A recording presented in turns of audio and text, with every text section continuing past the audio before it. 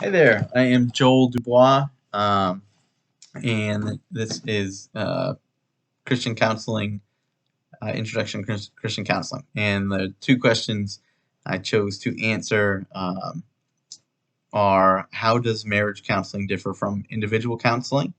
And what are the five most prevalent issues in marriage counseling? Um, the first question, how does marriage counseling differ from individual counseling? Um, Mainly, instead of it concentrating on you're not counseling two individuals, you are counseling the marriage as a whole, where the marriage is the counselee. Instead of having two different counselees, you're focusing on the marriage itself as to strengthen that. Um, it does not exclusively focus on individual behavior, but rather how each person contributes to the dysfunction of the marriage.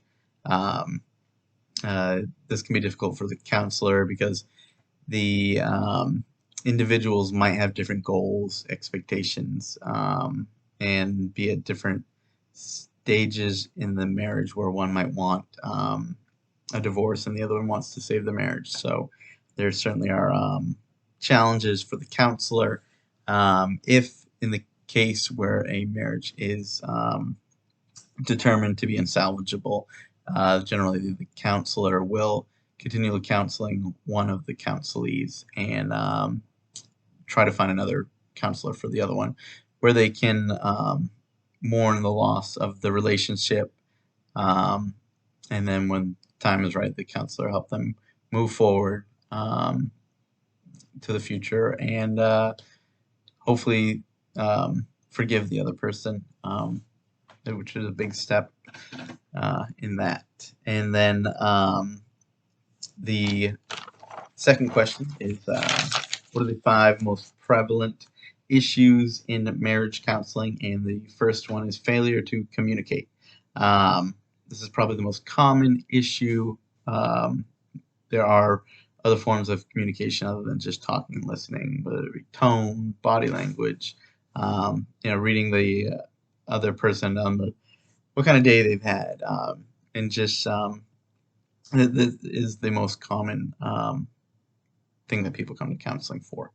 Um, with that, there is problems with intimacy is another one of the five, and intimacy looks different for different people. There can be physical, sexual intimacy, and emotional intimacy. So getting everyone on the same page there, and um, that's one of the other ones with intimacy. And then with that, there's also triangles, and that can come from intimacy not being met, or the other particular triangle is a third party other than the husband or wife. And that can come in many forms of the spouse needs not being met and trying to find it elsewhere. It can even come from a child, the mother and child bond created from breastfeeding, which obviously the husband is not involved in. That kind of puts him on the outside. So there's different ways where there can be a triangle where one of the parties is kind of left out, and the other is a dysfunctional power arrangement, which could um, look like a few different things, but it's one person exercising more control, whether that's over decision making, over finances, and things of that nature.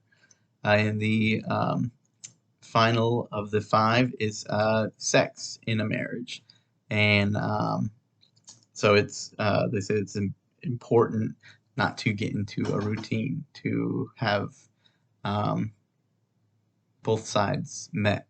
However that looks in the marriage for each person. And those are the five most prevalent issues in marriage counseling. And thank you.